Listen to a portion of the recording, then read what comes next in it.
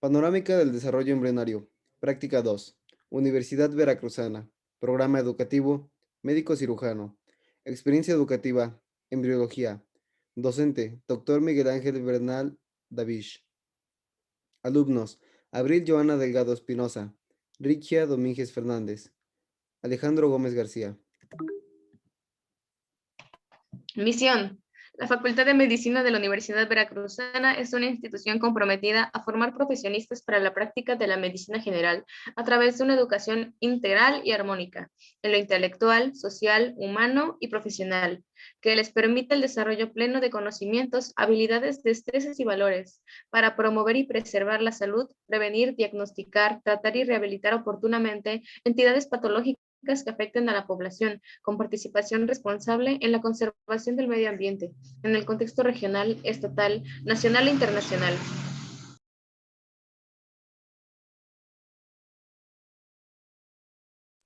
Visión: ser una facultad acreditada y reconocida en el ámbito nacional e internacional como una institución que impulse el conocimiento científico y la transformación social en el campo de la enseñanza médica, divulgando la cultura, fomentando el deporte y extendiendo sus servicios, en busca siempre del desarrollo armónico de la institución y, por ende, de la excelencia de sus egresados con un alto sentido humanístico y ético, apoyando integralmente el desarrollo de la sociedad.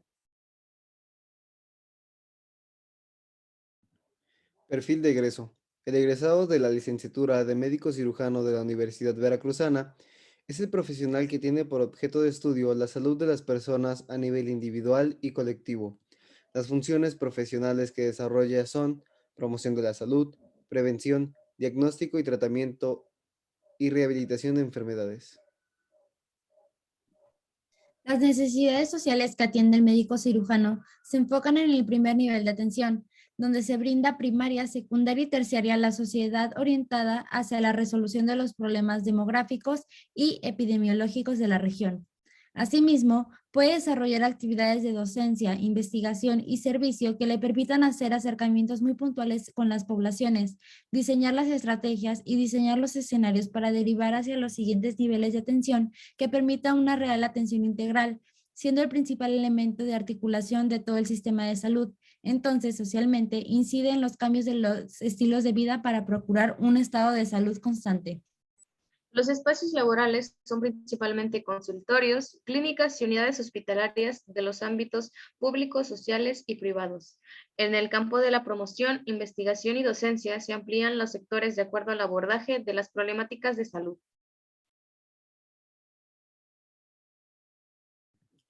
Introducción.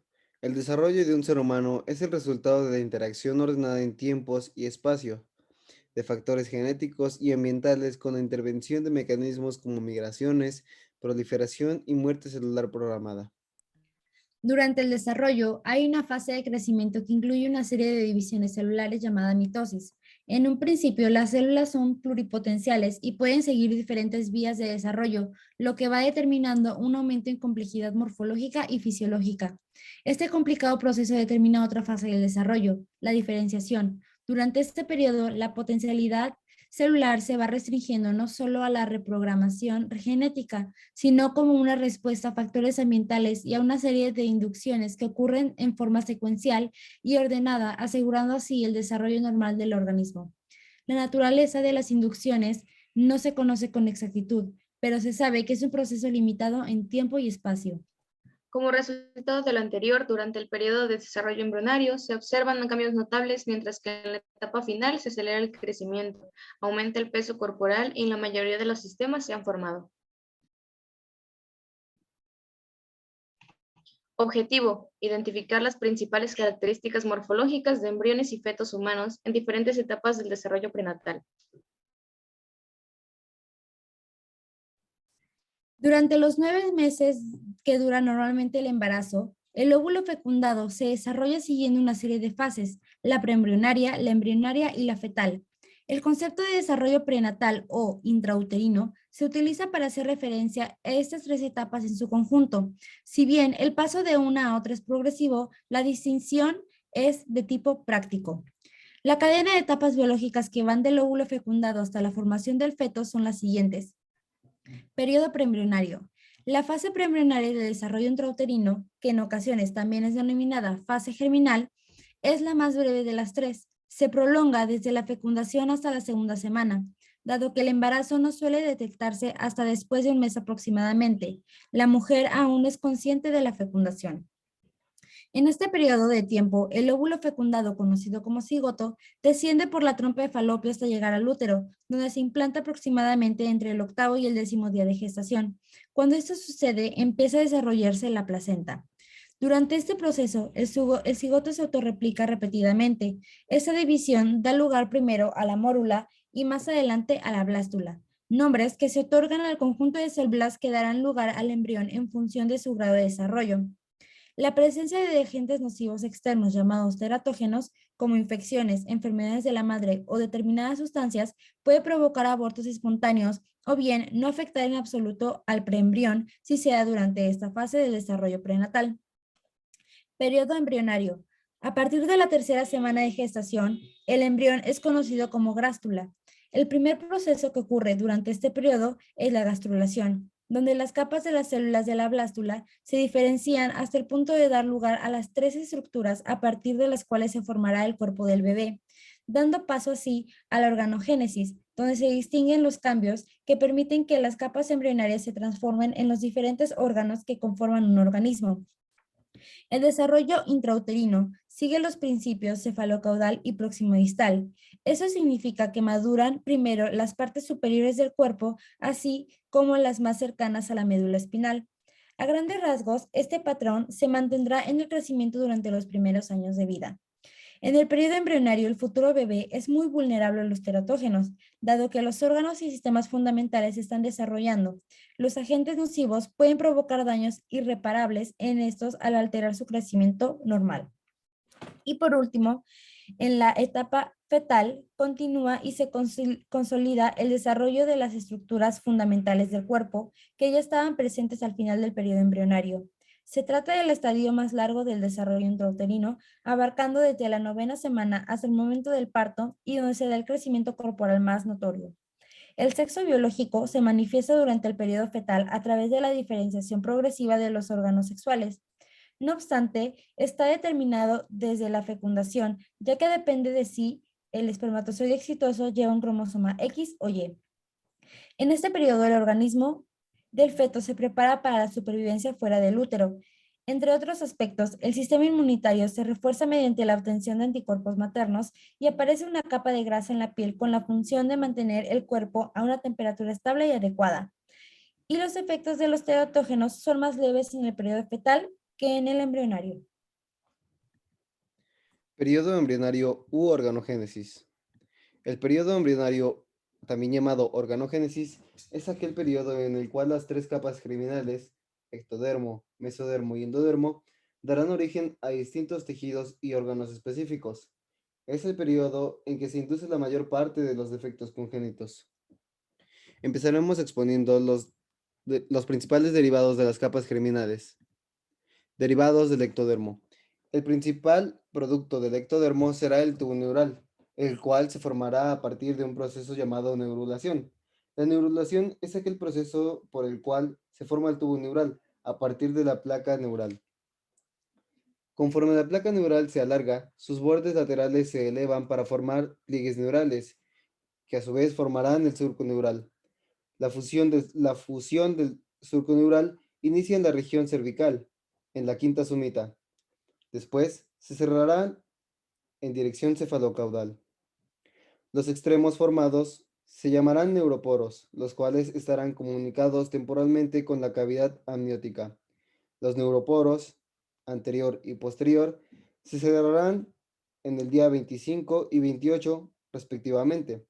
Al terminar la neurulación, tendremos como productos al sistema nervioso central sellado como un tubo de vacío con una porción caudal más estrecha.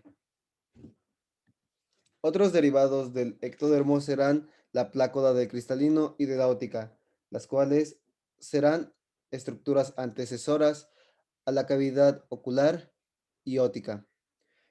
Los arcofaringios también serán unos derivados del ectodermo, que en etapas más avanzadas darán origen a la cara, laringe, faringe, boca, cavidades nasales y cuello. Algunos otros derivados de la capa ectodérmica serán las células de la cresta neural, las cuales provienen de la región dorsal del tubo neural y van a migrar tanto ventral como dorsalmente. Estas células van a migrar para formar algunas estructuras muy importantes. Es por eso que se le llega a considerar incluso una cuarta capa germinal.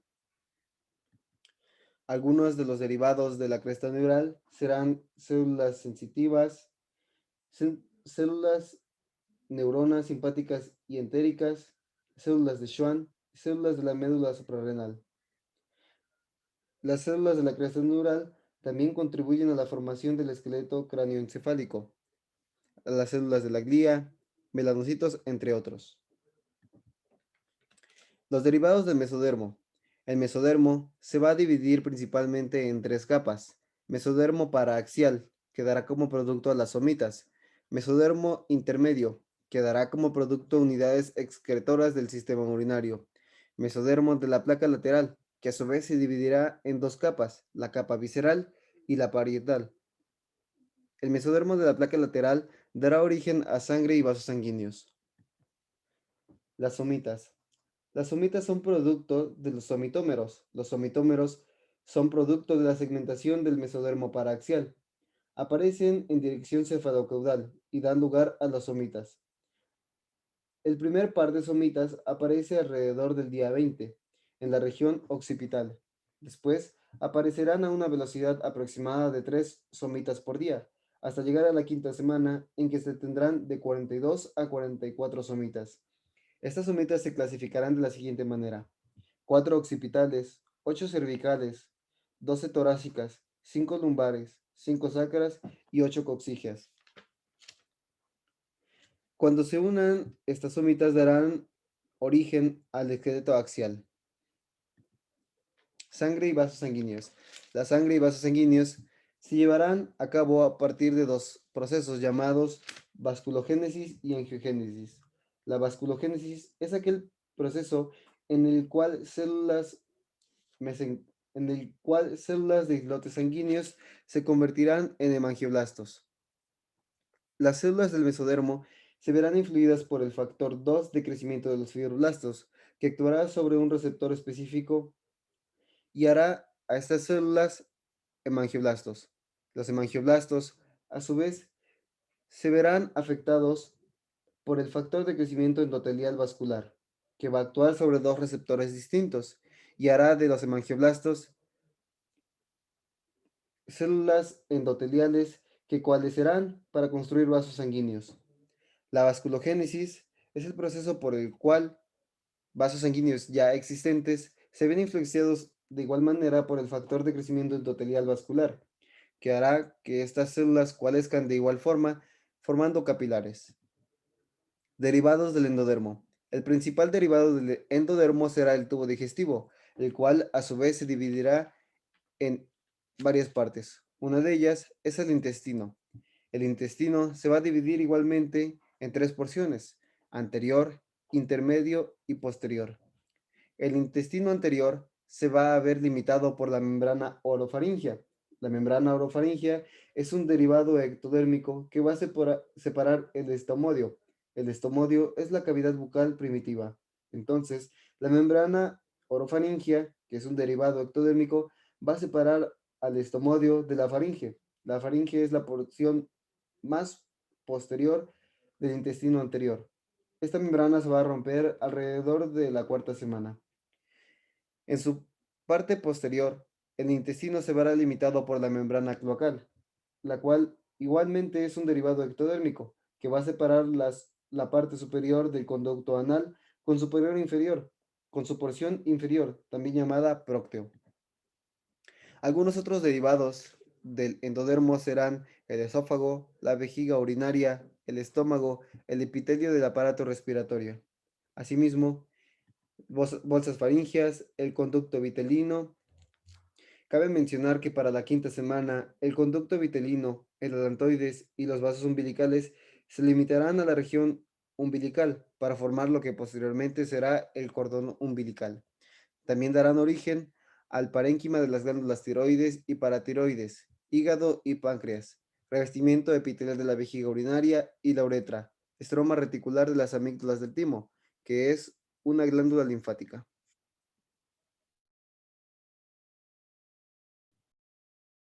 El periodo desde el inicio de la 9ª semana hasta el nacimiento se conoce como periodo fetal. Se caracteriza por la maduración de los tejidos y los órganos y el crecimiento rápido del cuerpo.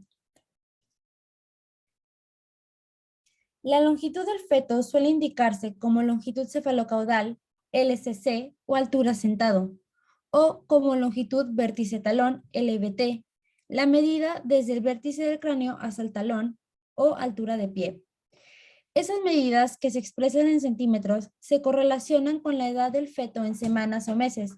También es importante mencionar que la edad se calcula a partir del momento de la fecundación y se expresa en semanas o meses de calendario.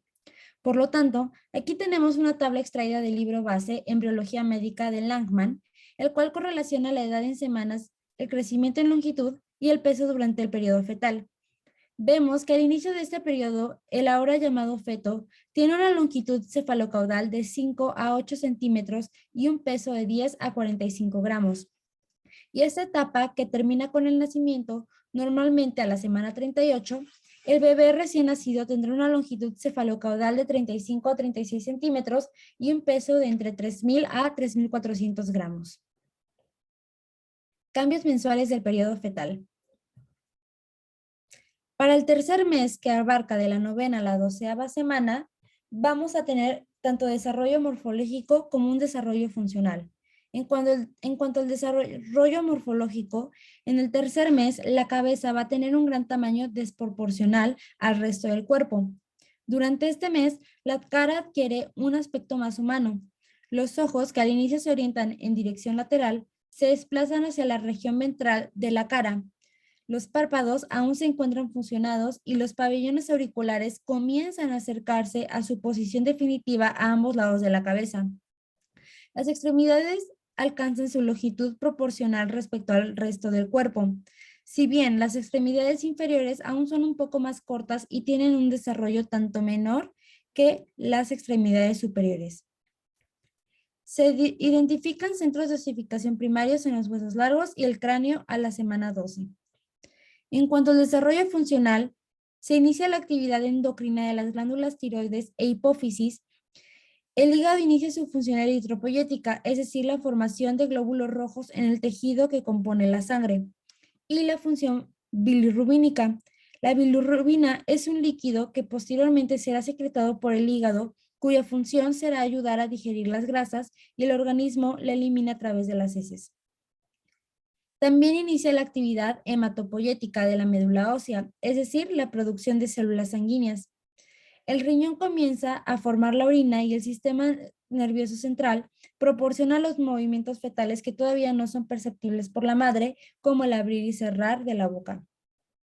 También se desarrollan los genitales externos a tal grado que puede determinarse el sexo del feto mediante exploración externa por un ultrasonido. Durante la 6ª semana, las asas intestinales se hernían hacia el cordón umbilical y lo distienden, pero a la semana 12 ya han retornado a la cavidad abdominal. Al final del tercer mes puede provocarse una actividad refleja en fetos abortados, lo que revela actividad muscular. En la imagen del medio tenemos un feto de 9 semanas. Obsérvese el gran tamaño de la cabeza en comparación con el resto del cuerpo. El saco vitelino y el conducto vitelino elongado se visualizan en la cavidad coriónica. Obsérvese también el cordón umbilical y la herniación de las asas intestinales. Una de las caras del corión tiene muchas vellosidades llamado corión frondoso, en tanto la otra es casi lisa, llamado corión leve. En la imagen del lado izquierdo tenemos un feto de 11 semanas. El cordón umbilical sigue mostrando prominencia en su base, por efecto de la herniación de las asas intestinales. Y por último vemos que el cráneo de este feto carece de sus contornos lisos normales y los dedos de manos y pies están bien desarrollados. Para el cuarto mes, que abarca de la semana 13 a la 16, en cuanto al desarrollo morfológico, La proporción cabeza-cuerpo disminuye y comienza a haber un crecimiento acelerado de los miembros inferiores del feto y este está cubierto por un vello fino denominado lanugo. Las cejas y el pelo de la cabeza también son visibles. En cuanto al desarrollo funcional, comienza la función formadora de sangre por parte del vaso. Comienza también a haber movimientos respiratorios leves y movimientos de deglución, lo cual nos dice que se inicia este punto la función digestiva y se hacen evidentes los puntos de osificación en huesos largos. En la imagen izquierda tenemos un feto de casi 13 semanas dentro del útero.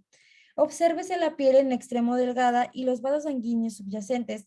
La cara tiene todas las características del humano, pero los pabellones auriculares aún son primitivos y los movimientos inician en este periodo, pero no suelen ser percibidos por la madre. Para el quinto mes, que abarca de la semana 17 a la semana 20, en cuanto al desarrollo morfológico, vamos a tener que se va a continuar el crecimiento de manera lenta. Los miembros inferiores comienzan a verse más proporcionales con el tamaño del resto del cuerpo. Comienza la creación del vernix caseosa, que es una sustancia lipídica blanquecina compuesta por productos de secreción de las glándulas sebáceas. La producción de grasa parda subcutánea continúa brindando calor corporal.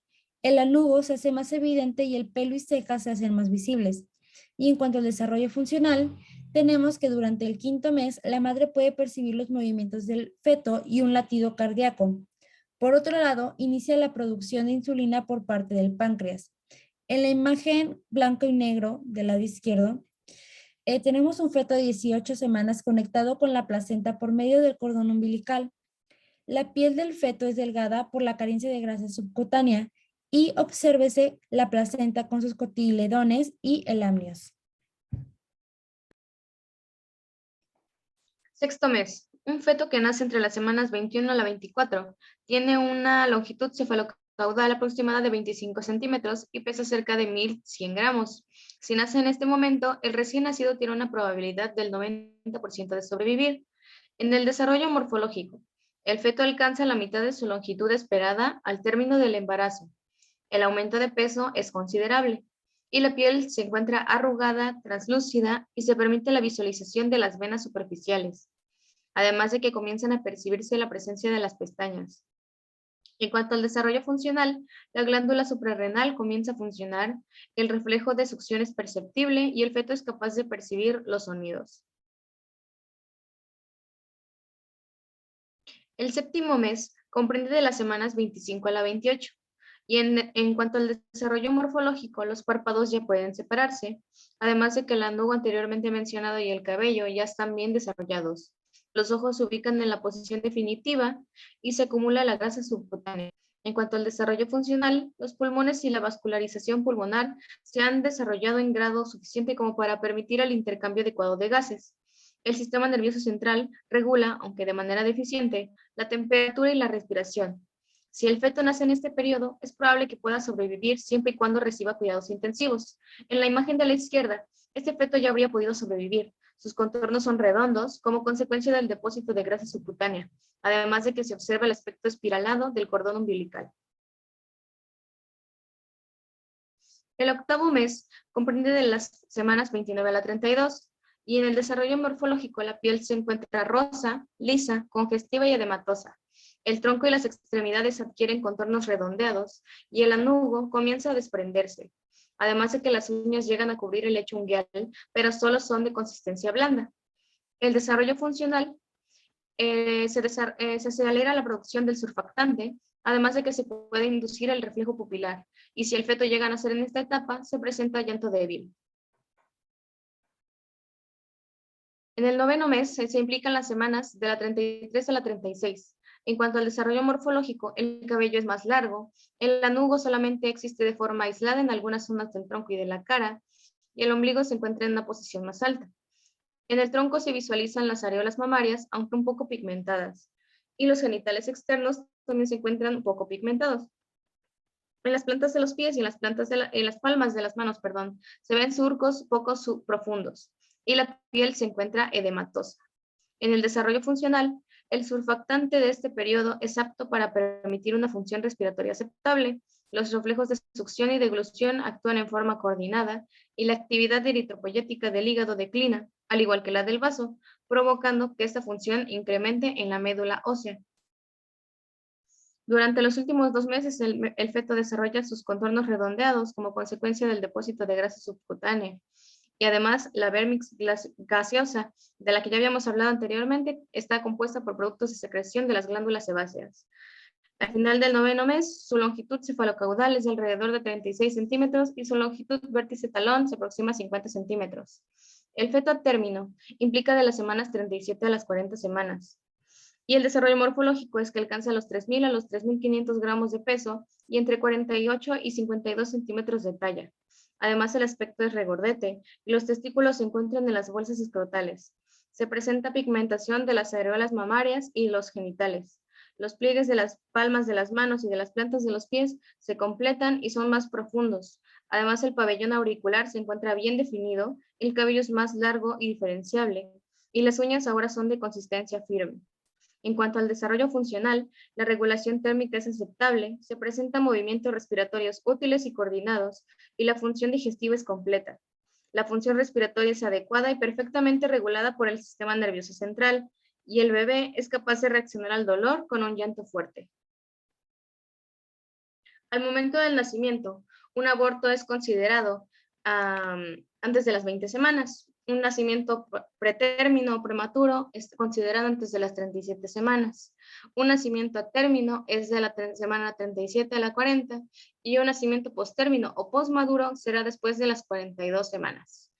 Y eso sería todo. Muchas gracias por su atención.